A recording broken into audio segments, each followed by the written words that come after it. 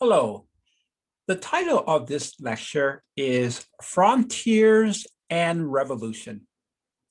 The rebellion in America against British rule was a shocking development. Yes, the American people had pretty much been left alone for over a century.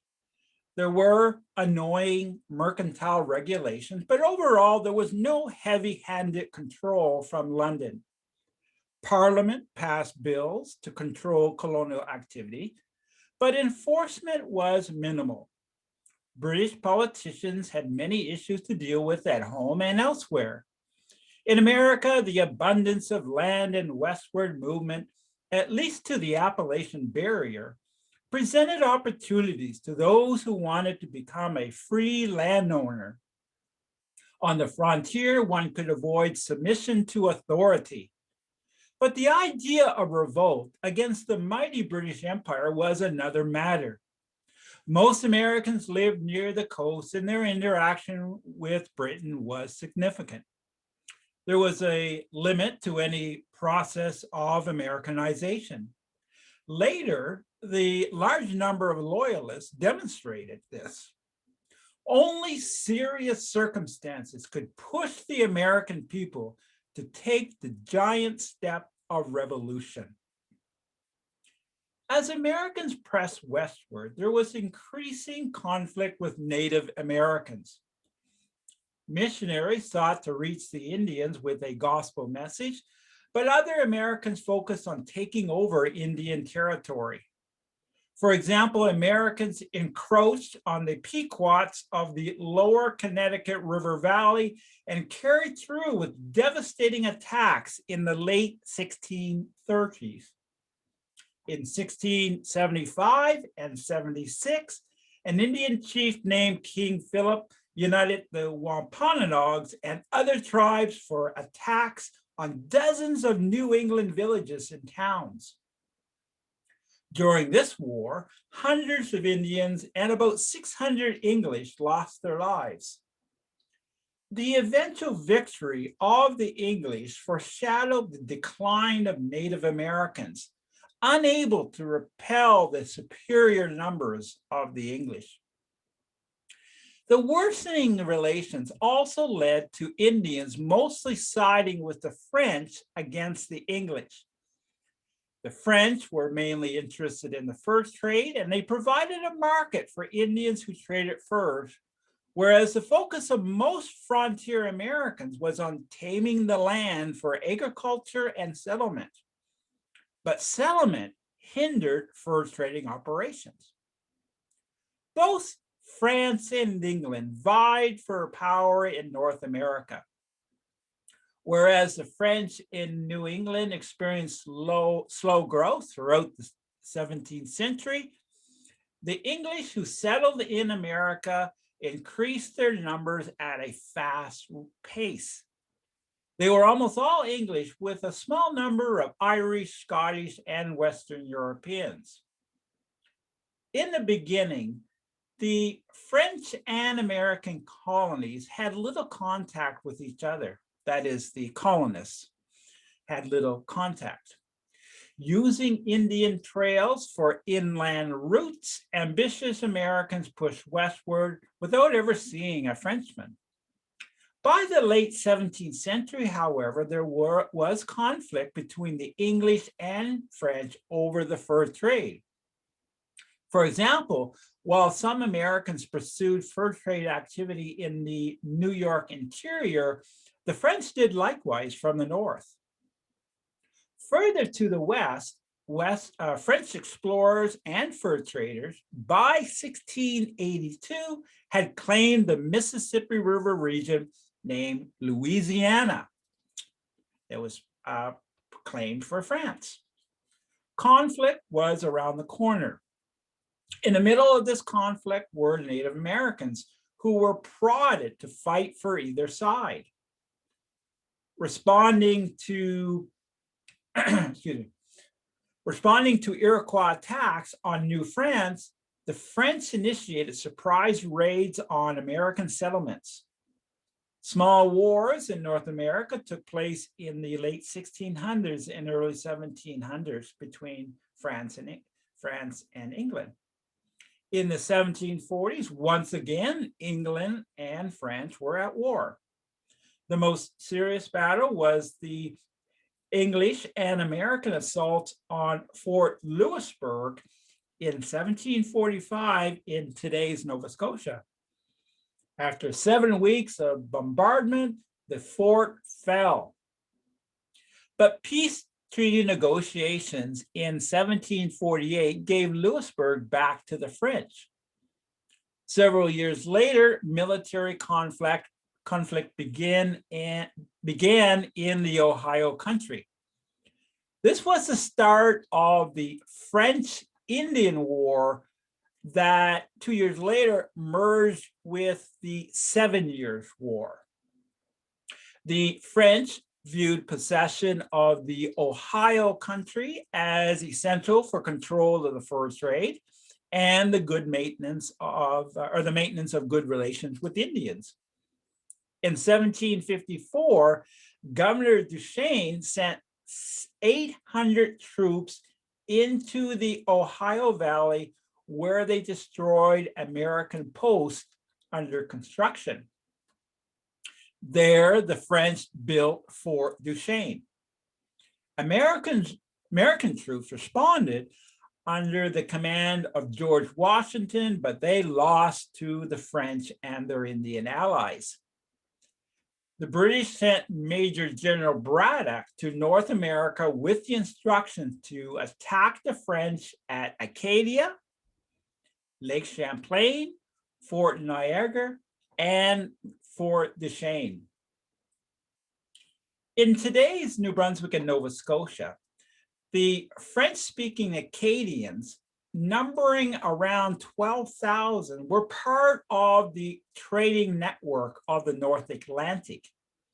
They carried on a thriving trade with New England, but there was always the threat of raids by New England pirates. Governor Shirley of Massachusetts wanted Acadia open for New England settlers. The plan was to see Acadians become loyal Protestant subjects. In 1755, there had been no official declaration of war between England and France. Nonetheless, the British advanced and took over the French fort of Beauséjour. The French still had Fort Louisbourg, which received food from Acadian communities.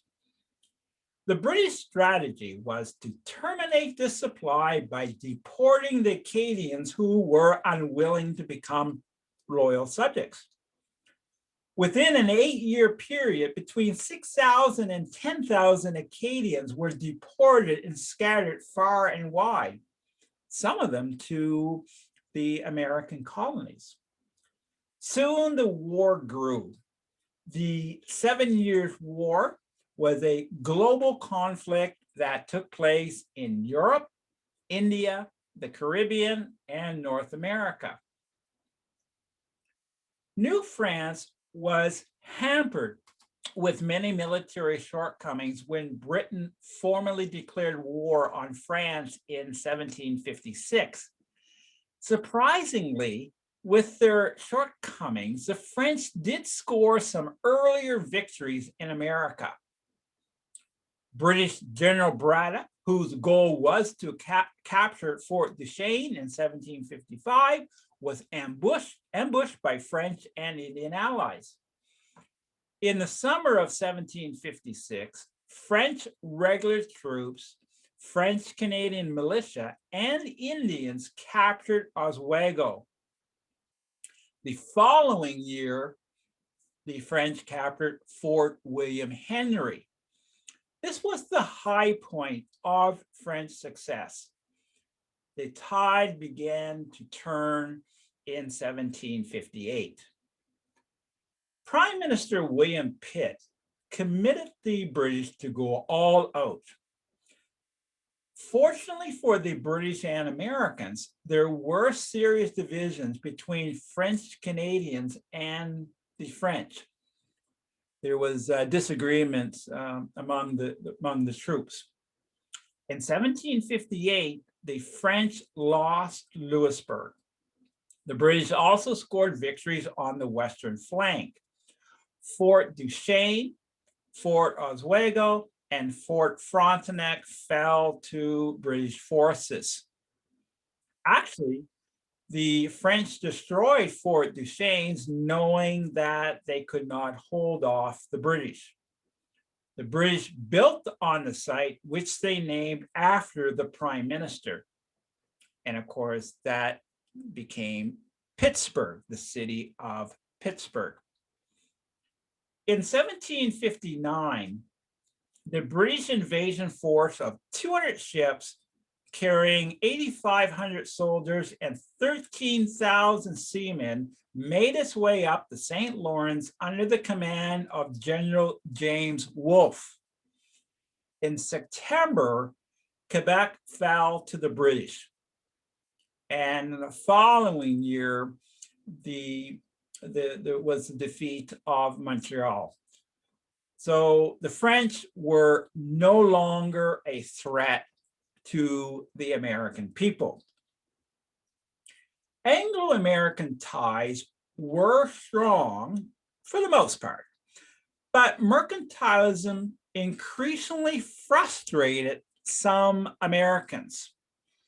The main objective of mercantilism was to build a strong nation, in this case, England, by promoting economic independence and a favorable balance of trade. By stimulating British home industry, taking advantage of colonial raw materials, and having more exports than imports, Britain, the mercantilists argued, could accumulate more gold than competing nations. Mercantilism was an inefficient economic system that hurt both the colonies and England. For example, the Navigation Acts of 1651 disadvantaged American colonies.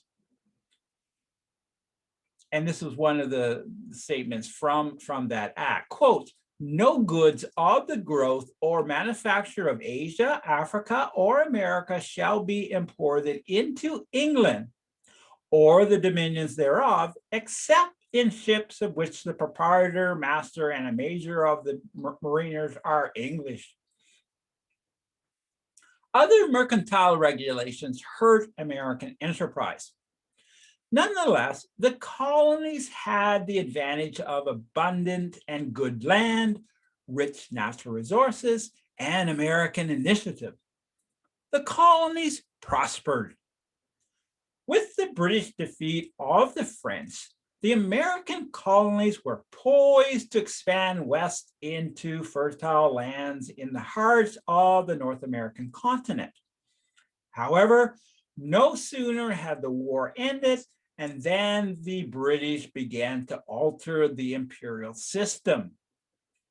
Actually, there was no fundamental change in the British policy of mercantilism. What changed was more emphasis on enforcing policies. British politicians sought to make management of the colonies more efficient and financially accountable to London. This meant greater economic and political control. London policymakers were faced with the task of paying an unprecedented debt caused by the 7 Years' War and the responsibility to manage a large British empire. Any move on this issue would greatly affect the Americans. The problem was not helped that the new king, George III, and his ministers were a bit of a problem. Prime Minister George Grenville, for example, lacked qualities to enact satisfactory policies for all. The king himself was referred to as half-witted by his father. He reasserted the authority of the monarchy on many issues. One issue was American movement into Western lands. Fearing frontier settlements, Pontiac, chief of the Ottawa, led combined Indian tribes against British posts on the Pennsylvania and Virginia frontiers, and also west of the Appalachian Mountains. Seeking to avoid a costly frontier war, British leaders in London formulated the Royal Proclamation of 1763, which forbid colonists from crossing a line along the crest of the Appalachians. The tax policies of Prime Minister Grenville also caused much dissension among the colonists. He was unyielding on his position that the Americans were to share the cost of their own defense. He also sought to fix the flawed American customs service of evasion, inefficiency, and corruption. The solutions to these problems were several legislative acts. The Sugar Act of 1764 levied new duties on imports into the colonies. And there were two sore points. One, this act was designed to raise revenue rather than regulate trade.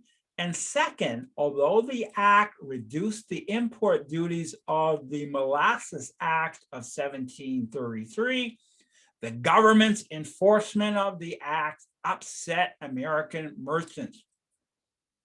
In the same year, the Currency Act of 1764 forbid all the colonies from issuing their own money. Here, the explanation is that British creditors feared payment in any depreciated currency. The Stamp Act of 1765 applied revenue stamps on all printed materials. So we're talking newspapers, deeds, insurance policies, college diplomas, whatever printed material there might be. Of all the acts, the Stamp Act created the most anger for two reasons. The tax affected all Americans, and it raised revenue without consent of the colonial assemblies. Colonial critics of the acts included Patrick Henry, the Virginian who famously declared, "Give me liberty or give me death." Henry stated in the Virginia House of Burgesses that taxes should require the approval of the Assembly rather than British Parliament. In this climate of frustration, the response of American merchants to the Stamp Act was no importing of British goods until the act was repealed. Resentment to British policy, demonstrated by mass meetings and parades, encouraged colonial unity. Stamp agents took the brunt of colonial anger. They were targeted by groups such as the Sons of Liberty, who took the law in their own hands and ransacked the homes of unpopular officials. Shaken by violence, the machinery for collecting the tax broke down. Boycotts of British goods proved effective. In 1766, Prime Minister Rockingham repealed the unpopular Stamp Act. Rockingham's tenure was short-lived, and the new prime minister was William Pitt. But Pitt was bordering on insanity, and Charles Townshend, Chancellor of the Exchequer, guided policy decisions. Townshend disbanded the New York Assembly for not adhering to the Quartering Act of 1765, which required the colonies to supply British troops with lodgings and provisions. Townshend also set up the Revenue Act of 1767, which levied duties on colonial imports such as glass, lead, paints, paper, and tea. A board of custom commissioners was established in Boston to tackle the problem of smuggling. Money raised by the reorganization of the customs service was diverted to pay the expenses of the civil government. Well, this weakened the hand of the colonists. The perceived injustice of the Townsend program convinced many colonists to increase the boycotting of British goods. The Americans were truly in a rebellious mood. Faced with the breakdown of law and order, the British landed troops in Boston in 1768. Americans resented the British soldiers and they taunted them. In early 1770, some British troops opened fire on protesters, killing 5 people. One of the first to die was Crispus Attucks, a runaway slave. The so-called Boston Massacre inflamed the Americans against the British. Within a few weeks, Parliament repealed all the Townsend duties except the tea tax. The anger continued, however, stirred up by the pamphleteers such as Samuel Adams, who organized in Massachusetts the local committees of correspondence. Their main purpose was to disseminate propaganda and information by interchanging letters and keeping alive opposition to British policy. As for the British, they could not understand the American position that argued for no taxation without representation. As one historian points out, according to English constitutional theory, members of Parliament did not represent individuals or particular geographical areas. Referred to virtual representation, this was quite distinct from real or actual representation in which every community was entitled to its own representative elected by the people of that community and directly responsible to them. To the British, this understanding was nonsense, since the empire was, in their view, a single undivided unit, there could be only one authority within it, the English government of king and parliament. Another confrontation occurred when British leaders contrived to scheme to bail out a moribund East India Company. Since there were too many British politicians who had financial ties to the company, its bankruptcy could not take place. Under the Tea Act of 1773, the government would refund the British duty on the tea that was shipped to the colonies. The Americans would get the tea at a good price, but the ministry was also giving the company a monopoly of the American tea business, thus setting a dangerous precedent. Tea that arrived in America was sent back, burnt, or thrown overboard, as was the case of the famous Boston Tea Party of November 1773, when patriots dressed as Indians smashed open 342 chests and dumping the tea into the harbor. The British at home were outraged with this act of property destruction. Parliament responded with the coercive acts seeking to make an example of the Massachusetts colony. The Boston Port Act closed the port until the tea was paid for. An act for imperial justice permitted royal officers in America to be tried elsewhere. A new quartering act directed local authorities to provide lodging for soldiers, and the Massachusetts Government Act placed restrictions on the powers of the Massachusetts government. The coercive act backfired as it hastened the rise of colonial unity.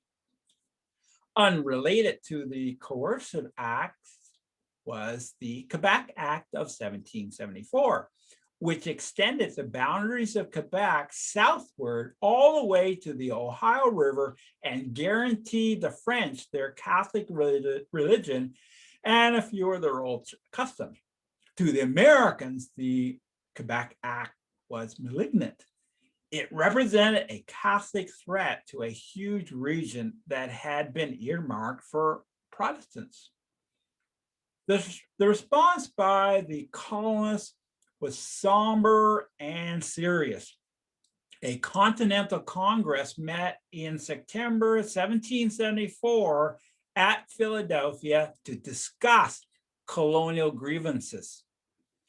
To a friend, George Washington wrote, quote, "The crisis is arrived when we must assert our rights or submit to every imposition that can be heaped upon us, till custom and use shall make us as tame as abject slaves as the blacks we rule over with such arbitrary sway."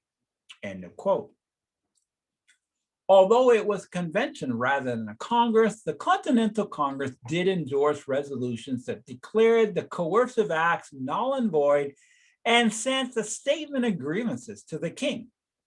It also called for more boycotts of British goods, urged Massachusetts to arm for defense, and planned for another meeting in early 1775. After Thomas Paine's pamphlet, Common Sense, was published in January of 1776, more Americans attacked the allegiance of the monarchy rather than just the actions of Parliament. Before, there was this idea that they could negotiate and present their grievances to the king, and their grievances could be corrected. Now they saw a greater problem, not only with Parliament in the wrong, but also the monarchy. On July 4th, 1776, Congress adopted Thomas Jefferson's Declaration of Independence. And of course, the initial part of this was very powerful. The notion of being, these certain inalienable rights that among there are life, liberty, and the pursuit of happiness. As for actual military conflict, the War of Independence started with gunfire the year before at Lexington and Concord. So that was in April of 1775. While the British had success with these engagements in Massachusetts, they were picked off by snipers on their return to the Charleston, Pennsylvania. They suffered over 250 killed or wounded. The first major engagement was the Battle of Bunker Hill in Boston in June. Now, the British did experience victory, but perhaps we can put the victory in quotation marks because they suffered over twice as many casualties.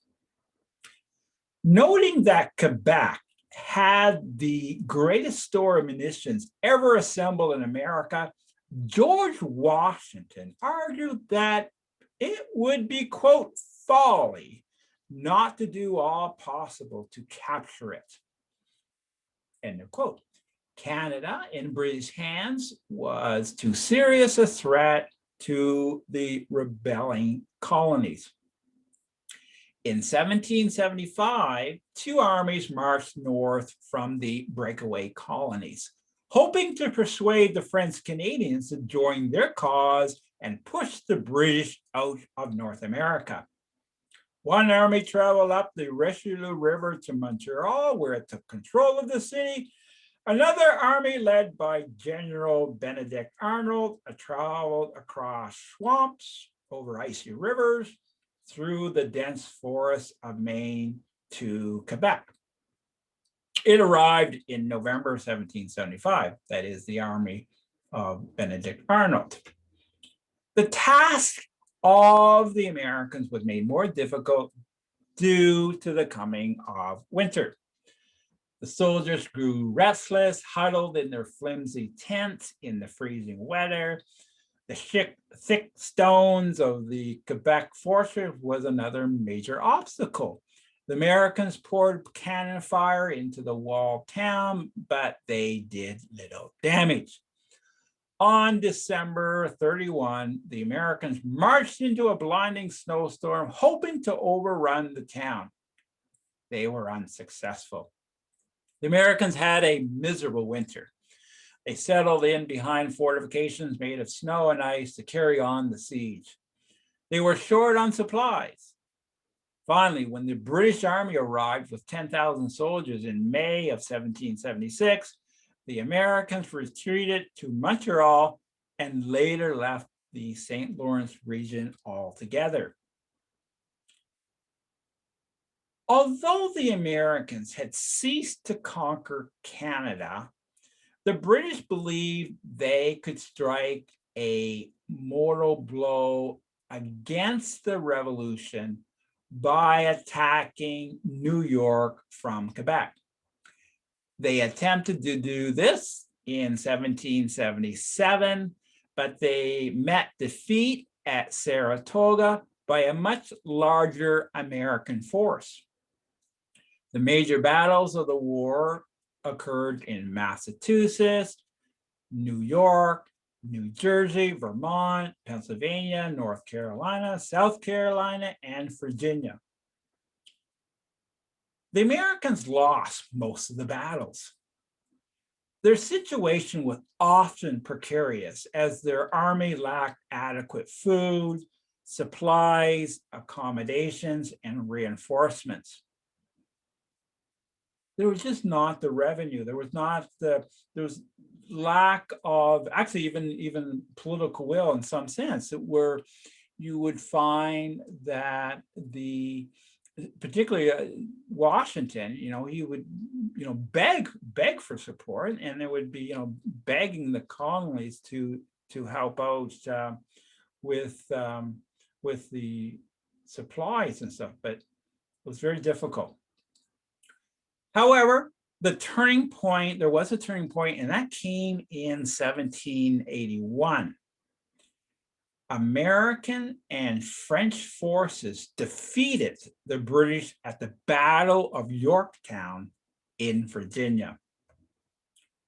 A significant reason for American victory was the assistance of France. In early 1776, American envoys had traveled to Europe seeking financial and military assistance. Yet they met resistance since any official reception of diplomatic representatives was seen as a formal recognition of the country from which they came. Of course, such formal recognition meant grounds for British declaration of war. European nations, except France, were unwilling to take the risk. The early Americans were often outmatched by the more experienced European diplomats, but Benjamin Franklin was well received by Paris society. France wanted to see the British defeated so that the French could regain its prestige in North America. The French offered support to the American rebels, secretly sending military supplies. And the Americans certainly needed military equipment, even if it was from their old enemy. In the early stage of the Revolutionary War, approximately the first 2.5 years, 90% of powder consumed by America came from Europe. The French also allowed American privateers in their ports. France signed the Treaty of Amity and Commerce, and this was privileges to American shippers, and the Franco-American Treaty of Alliance this was all done in 1778. And it consisted of 3 major provisions. First, both France and America would fight until American independence was realized. 2, No truce or peace with Britain would be concluded without the consent of America and France. 3, each nation guaranteed each other's possession in America forever against all other powers. After the British surrenders in 1781, there were interesting developments in France and England. Fearful that the French were seeking to negotiate with the British and sacrifice American interests, American envoys signed a preliminary treaty of peace with the British in November of 1782. The Americans' maneuvering appeared to contradict the French alliance of 1778 and went against Congress' instructions to hold candid relations with the French. In September 1783, the Americans and British signed the more formal Treaty of Paris that recognized American independence and gave the new nation generous boundaries. And most historians agree that it was the Americans who certainly got the best of this Treaty of Paris. To sum up, to conclude, the American Revolution was a stunning development. When one old patriot was asked about the revolution, 60 years later, he stated, quote, "Young man, what we meant in going for those red coats was this. We always had governed ourselves and we always meant to. They didn't mean us we should." End of quote. Rejecting submission to authority became too powerful an idea for Anglo-American relations to continue without serious adjustment. During the war, both Americans and British promised enslaved Blacks freedom, and both sought the assistance of Indians who in the end sought alliance with the stronger or nearer power. But resolution took years. The American army experienced major shortages. Help from France came slowly. Not all Americans supported the revolution. There were tens of thousands of loyalists who sided with the king. However, Americans gained their elusive victory. Future President John Adams wrote to his wife that the hard-won peace of 1783 was evident of American labor and industry, bought by the, quote, firmness of her sons and watered by the blood of many of them, end of quote. With so many American grievances against British power, liberty was a potent idea. Thank you.